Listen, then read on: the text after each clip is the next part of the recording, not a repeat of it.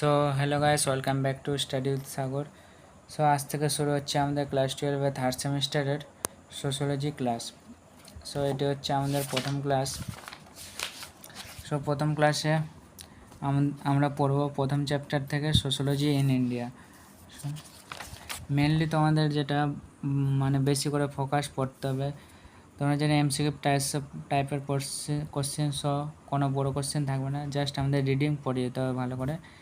সব মেনলি যেটা আমরা ভালো করে পড়বো সেটা হচ্ছে একের জিএসসি ঘুরে এবং 3-এর এমএন শ্রীনিবাস। এটি আর কে মুখার্জি অতটা ইম্পর্টেন্ট না, তাও এটি তোমাদেরকে একটু পড়তে হবে।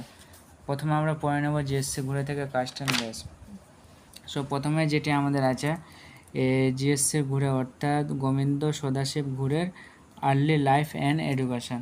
সো তোমরা জাস্ট এটি রিডিং পড়ে যাবে, এখান থেকে কোশ্চিন আসার সম্ভাবনা কম, তাও তোমাদের পড়তে হবে যেহেতু এটি এমসিকিউ পরীক্ষা। সো প্রথমে তার জন্ম হয়েছিল 1839 সালের 12 ডিসেম্বর পশ্চিম ভারতের কোঙ্কণ উপকূলে মালাবার নামক একটি ছোট্ট শহরে সাবরমত ব্রাহ্মণ পরিবারে জিএসসি ঘুরে জন্মগ্রহণ করে। সো তোমাদের এখান থেকে একটি কোশ্চেন আসতে পারে, সে কোশ্চেনটি হচ্ছে গোবিন্দ সদাশিব ঘুরে বা জিএসসি ঘুরে সে কোন পরিবারে জন্মগ্রহণ করেছিল? সো সেটি হচ্ছে ব্রাহ্মণ পরিবার। এটি হচ্ছে ইম্পর্টেন্ট কোশ্চেন এখান থেকে। আর জাস্ট এগুলোতে আসবে সে কত সালে জন্মগ্রহণ করেছিল, এটা মনে রাখতে হবে। জাস্ট মাস্ট যেটা ইম্পর্টেন্ট সেটা হচ্ছে জিএসসি ঘুরে কোন পরিবারে জন্মগ্রহণ করেছিল, সেটি তোমাদের হবে ব্রাহ্মণ পরিবার। পরবর্তী তার শিক্ষা এডুকেশন। জাস্ট তোমাদের কাছে যদি এই বইটি থেকে থাকে তোমরা জাস্ট রিডিংটা পড়ে নেবে একবার। আর তার কর্মজীবন কেমন ছিল, জাস্ট রিডিং অতটা ইম্পর্টেন্ট না, আর এটি দেখে নেবে। আর যেটি মেন ইম্পর্টেন্ট সেটি হচ্ছে জিএসসি ঘুরে রচিত কিছু বিখ্যাত গ্রন্থ। তিনি কিছু রচিত বিখ্যাত গ্রন্থ লিখেছিলেন, সেটি হচ্ছে প্রথম গ্রন্থ হচ্ছে caste and race in India 1932 মানে 1932, class castes and occupation 1959, the scheduled tribes, এটি হচ্ছে important, the scheduled tribes 1963, culture and society 1947 সালে লিখেছিলেন, Indian sadhus 1953, gods and men 1961, হোয়াইটার ইন্ডিয়া 1973, আর ভেদিক ইন্ডিয়া 1989। সো এখান থেকে তোমাদের কিভাবে মানে এমসিকিউ কোশ্চেন থাকতে পারে একটি এক্সাম্পল তোমাদের দিয়ে দিই। জিএসসি ঘুরে ধরো তোমাদেরকে দিয়ে দিল জিএসসি ঘুরে 1963 সালে কোন বিখ্যাত গ্রন্থটি লিখেছিলেন? 1963 সাল। অপশান আসবে কাস্ট অ্যান্ড রেস, এটি তো হবে না, class caste and occupation, the scheduled tribes and culture and society. তো তোমাদের কি বলেছে 1963 সালে কোনটি লিখেছিল, সেটি হবে দি শিডিউল ট্রাইবস। তো এইভাবে তোমাদের এমসিকিউ কোশ্চেন আসবে, তো তোমাদের নামও মনে রাখতে হবে আর সালও মনে রাখতে হবে। সো পরবর্তী আমরা এটি কিন্তু ইম্পর্টেন্ট, এটি পড়ে যেতেই হবে। পরবর্তী যেটি হচ্ছে আমাদের কাস্ট অ্যান্ড রেস জিএসসি করে, এই যেটা বলা হয়েছে 1932 সালে যেটি লিখেছিলেন। সো একবার আমরা রিডিংটা পড়ে নিই। জিএসসি ঘুরেকে ভারতীয় সমাজতত্ত্বের জনক বলা হয়। হ্যাঁ, এটি একটি কোশ্চেন তোমাদের আসতে পারে, কাকে ভারতীয় সমাজতত্ত্বের জনক বলা হয়? তাহলে হবে জিএসসি ঘুরে। আর যদি কোশ্চেনে থাকে সমাজতত্ত্বের জনক কাকে বলা হয়, তাহলে তোমরা জিএসসি ঘুরে দেবে না, সেটি হচ্ছে আগস্ট কোত। সেটি আমরা ক্লাস 11-এর প্রথম সেমিস্টারে আমাদের আছে, সেটি আমরা পড়েছি। ভারতীয় সমাজতত্ত্বের জনক মনে রাখবে জিএসসি ঘুরে, আর সমাজতত্ত্বের জনক হচ্ছে আগস্ট কোত। সো পরবর্তী যেটি আছে, আর এভাবে তোমার যেটি ইম্পর্টেন্ট লাইন দিয়ে পড়লে অবশ্যই ভালো হবে। যেটি 1932 সালে caste and race in India নামক গ্রন্থে আকারে প্রকাশিত হয়েছিল, এই গ্রন্থের কথাই বলা হয়েছে। আর মেনলি এখান থেকে এই গ্রন্থগুলাই জাস্ট বলা আছে, তোমাদের ইম্পর্টেন্টগুলো জাস্ট আমি বলে দিচ্ছি। আর তোমরা অবশ্যই কিন্তু বাড়িতে রিডিং পড়বে, তাহলে তোমরা আরও ভালো করে বুঝতে পারবে। এটি দেখে নাও, জিএসসির ঘুরের মত অনুসারে আর্যরা যখন ভারতে প্রবেশ করেছিল তখন তাদের মধ্যে কোনো জাতিভেদ প্রথা ছিল না। মানে জিএসসি ঘুরের মতে আর্যরা যখন ভারতে প্রবেশ করেছিল তাদের মধ্যে জাতিভেদ প্রথা ছিল না, ঠিকই, কিন্তু কর্মের ভিত্তিতে শ্রেণীবিভাগ ছিল। মানে কোনো জাতিভেদ প্রথা ছিল না, কিন্তু কর্মের ভিত্তিতে শ্রেণী বিভাজন ছিল। এই সময় অন্তর্বিবাহ অর্থাৎ ইন্টার ম্যারেজ প্রথা সেই অর্থে প্রচলিত ছিল না। জিএসসি ঘুরের মতে ব্রাহ্মণরাই ভারতবর্ষের রক্তের বিশুদ্ধতা রক্ষা করার জন্য অন্তর্বিবাহ প্রথার প্রচলন করেছিল। সো এখান থেকে একটি কোশ্চেন আসতে পারে, সেই কোশ্চেনটি তোমরা অবশ্যই বুঝে গিয়ে হবে। সেটা হচ্ছে জিএসসি ঘুরের মতে ব্রাহ্মণরাই ভারতবর্ষের রক্তের বিশুদ্ধতা রক্ষার জন্য অন্তর্বিবাহ প্রথার প্রচলন করেছিল। কার মতে? সেটি হবে জিএসসি ঘুরের মতে। পরবর্তী যেটি আমাদের আছে, অর্থাৎ বলা যায় ব্রাহ্মণরা এদেশের জাত ব্যবস্থার ভিত্তি গড়ে তুলেছিল।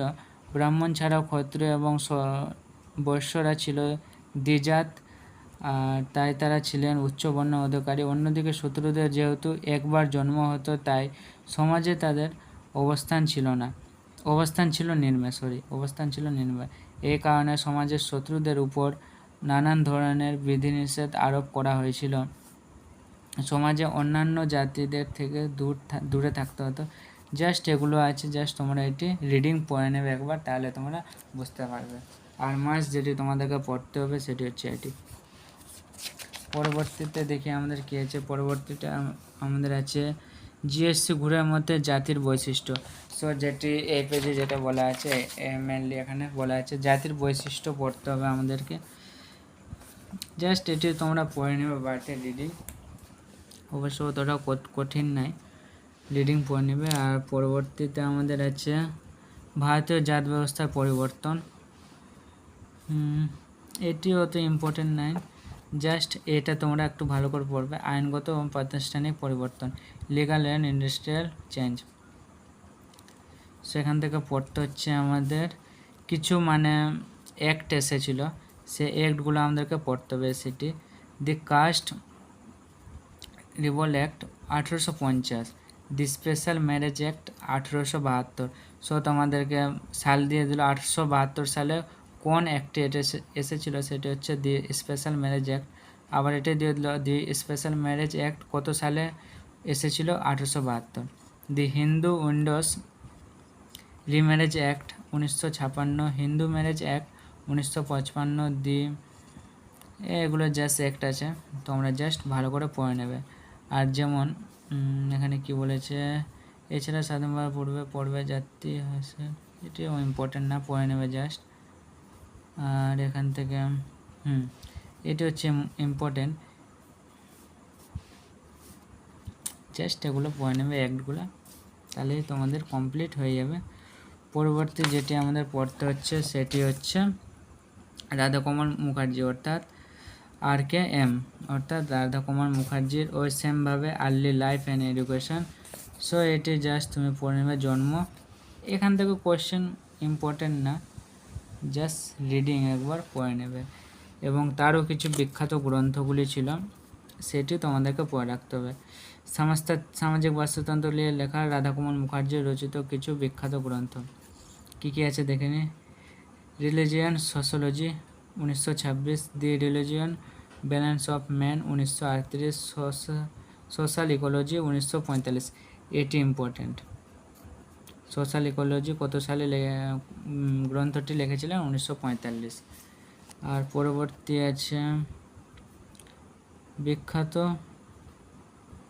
এটি ইম্পর্টেন্ট না, জাস্ট এই তিনটি মনে রাখবে। আর তার মধ্যে এতে হচ্ছে মোস্ট ইম্পর্টেন্ট সোশ্যাল ইকোলজি 1945। পরবর্তী যেটি আমাদের পড়তে হচ্ছে সেটি হচ্ছে সামাজিক বাস্তুতন্ত্র।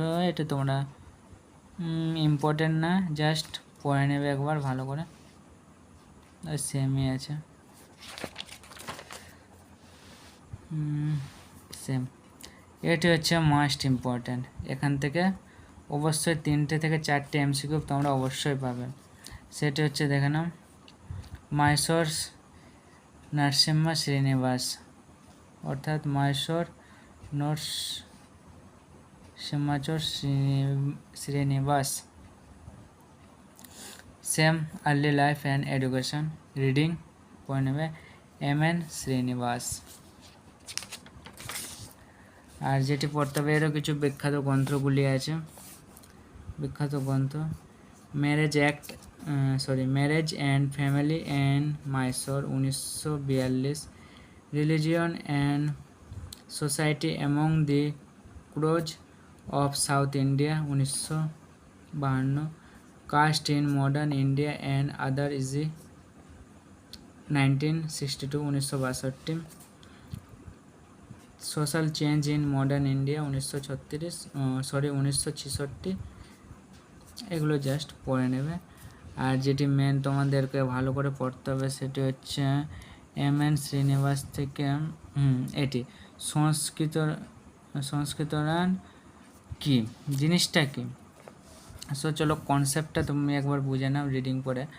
ভারতীয় সমাজে সংস্কৃত পরিবর্তনে এক গুরুত্বপূর্ণ প্রক্রিয়া হলো সংস্কৃতকরণ বা সংস্কৃতায়ন। প্রখ্যাত সামাজিক তত্ত্ব এম.এন. শ্রীনিবাস 1952 সালে তার religion and society among the Coorgs of South India গ্রন্থে সংস্কৃতায়ন ও সংস্কৃতকরণ শব্দটি প্রথম প্রয়োগ করেন। সো এখান থেকে একটি কোয়েশ্চেন আসতে পারে, এম.এন. শ্রীনিবাস 1952 সালে এই গ্রন্থে কোন শব্দটি প্রয়োগ করেন? সেটি হবে এই যে সংস্কৃতকরণ। আর পরবর্তী যেটি আছে আমাদের, তিনি নিম্নবর্ণের মানুষের মধ্যে সামাজিক গতিশীলতা ব্যাখ্যা জন্য সংস্কৃতায়ন শব্দটি ব্যবহার করেন। এটিও একটি কোশ্চিন। 1963 সালে ক্যালিফোর্নিয়া বিশ্ববিদ্যালয়ে এই বিষয়ে বক্তব্য রাখেন এবং পরে 1966 সালে তার social change in modern India গ্রন্থে বিষয়টি আরও পরিমার্জিত করে উপস্থাপিত করেন। সো এটি হচ্ছে ইম্পর্টেন্ট। পরবর্তী যেটি আমাদের পড়তে হচ্ছে সেটি হচ্ছে, সো এটি তোমাদের ইম্পর্টেন্ট পড়তে হবে, দেখে নাও। এন.এন. শ্রীনিবাস তার social change in modern India 1966 গ্রন্থে সংস্কৃতকরণ বা সংস্কৃতায়ন বলতে এমন এক বিশেষ প্রক্রিয়াকে বুঝিয়েছেন যার মাধ্যমে নিচু জাতির হিন্দু বা উপজাত বা অন্যান্য জনগোষ্ঠীর নিজের প্রথা, রীতিনীতি, আদর্শবোধ এবং জীবনযাত্রার প্রণালী পরিবর্তন করে উঁচু জাতের এবং সাধারণ দ্বিজাতের সমান হবার চেষ্টা চালায়। সো এটি পড়ে তোমরা বুঝতে পারছো। আর পরবর্তী যেটি হচ্ছে, এম.এন. শ্রীনিবাস ব্রাহ্মণীকরণ বা ব্রাহ্মায়ণ শব্দের পরিবর্তে এই সংস্কৃতায়ন বা সংস্কৃতকরণ শব্দটি গ্রহণ করেন, অর্থাৎ এই শব্দের পরিবর্তে এই শব্দটি গ্রহণ করেন, কারণ ব্রাহ্মণ এর থেকে সংস্কৃতায়ন অনেক বেশি ব্যাপক ধারণা। সো এখান থেকে এমসিকিউ কোশ্চেন আসতে পারে যদি তোমার কাছে কারণটি জানতে চাই, অর্থাৎ এটির পরিবর্তে এটি কেন গ্রহণ করেছিলেন, তার কারণ হচ্ছে সংস্কৃতায়ন অনেক বেশি ব্যাপক ধারণা। সো বুঝতে পারছো। সো এই কনসেপ্টটা এখানে দেওয়া আছে, তো তোমরা জাস্ট কনসেপ্টটা পড়ে নেবে একবার রিডিং বাড়িতে। পরবর্তী ইম্পর্টেন্ট, সো এখানে এক কথায় ব্রাহ্মণ, ক্ষত্রিয়, বৈশ্য এই তিনটি দ্বিজ বর্ণের উন্নত হবার প্রক্রিয়াকে সংস্কৃতায়ন বলা হয়। সো যাদের বই আছে এটি পড়ে নেবে একবার। আর সংস্কৃতায়নের বৈশিষ্ট্যসমূহ হচ্ছে, বৈশিষ্ট্যগুলো জাস্ট তোমরা পড়ে নেবে ভালো করে। এবং জাস্ট আরেকটি ইম্পর্টেন্ট টপিক যেটি পাশ্চাত্যকরণ ইম্পর্টেন্ট, এখান থেকে কোশ্চেন আসতে পারে। সো দেখে নাও, এন.এন. শ্রীনিবাস ভারতীয় সমাজের পরিবর্তন ব্যাখ্যায় তার social change in modern India 1966 নামক গ্রন্থে পশ্চিমীকরণ বা পাশ্চাত্যকরণ শব্দটি ব্যবহার করেন। তিনি লালনার এর আধুনিকরণ শব্দটির পরিবর্তে পশ্চিমীকরণ বা পাশ্চাত্যকরণ শব্দটিকে বেশি পছন্দ করেন, কারণ তার মতে আধুনিকরণ শব্দটি একটি মূল্যবোধ সম্পন্ন শব্দ। সো এটি একবার রিডিং তোমরা পড়ে নেবে বাড়িতে। এবং পরবর্তী যেটি পড়তে হচ্ছে, এখানে কয়েকটি সংজ্ঞা দেওয়া আছে। পশ্চিমকরণ, অধ্যাপক শ্রীনিবাস জাস্ট সংজ্ঞাগুলো পড়ে নেবে একবার। এবং পরবর্তী যেটি হচ্ছে আমাদের পাশ্চাত্যকরণ কি ইংরেজ শাসনের ফল, এটিও জাস্ট তোমরা একবার পড়ে নেবে বাড়িতে, তাহলে তোমরা বুঝতে পারবে। আমি বেশি পড়ছি না। আর পশ্চিমকরণ পাশ্চাত্যকরণের মধ্যে বৈশিষ্ট্যটি পড়ে নেবে, এখান থেকেও ইম্পর্টেন্ট নয় অতটাও। পরিবর্তে আছে পাশ্চাত্যকরণের কারণ ও বিভিন্ন মডেল, পড়ে নেবে। এটি তোমাদেরকে ভালো করে পড়তে হবে। ভারতীয় সমাজে পশ্চিমকরণের প্রভাব, সো এখানে প্রভাবগুলো বিস্তারিতভাবে আলোচনা করা হয়েছে, পয়েন্ট দিয়ে পড়তে হবে। আর পরিবর্তনটি যেটি আছে অন্যান্য প্রভাব বা দিক, সো চ্যাপ্টারটা অলরেডি শেষ। এখান থেকে জাস্ট তোমরা দেখবে অন্যান্য দিকের থেকে এটি হচ্ছে ইম্পর্টেন্ট। সব গোষ্ঠীর ওপর প্রভাব এক নয়, এটি তোমরা পড়বে আর ভালো করে। আর জাস্ট এটি সব জাতের মানুষ পাশ্চাত্যকরণের সমান সুযোগ পায়নি। এই দুটি তোমরা যদি ভালো করে পড়ো, এবং তার সাথে যেটি বললাম ইম্পর্টেন্ট মাস্ট, এই এম.এন. শ্রীনিবাসের বিখ্যাত গ্রন্থগুলি পড়বে আর এইটি পড়বে। আর রাধাকুমার মুখার্জিও সেম এই বিখ্যাত গ্রন্থগুলি পড়ে যাবে ভালো করে। আর তাছাড়া মোস্ট ইম্পর্টেন্ট যেটি হচ্ছে জিএসসি ঘুরে থেকে এই তার বিখ্যাত গ্রন্থ। এবং আজকে এইটুকুই, ক্লাসটি কমপ্লিট হয়ে গেল পুরো চ্যাপ্টারটি। পরবর্তী ভিডিওতে এই চ্যাপ্টার থেকে মোস্ট ইম্পর্টেন্ট যেটি এমসিকিউগুলো থাকবে তোমাদের জন্য বেছে আমি পরবর্তী ভিডিওতে তোমাদেরকে দেখিয়ে দেবো। সো তো যদি ভিডিওটি ভালো লাগে তাহলে অবশ্যই লাইক শেয়ার করবে। Thank you so much, by.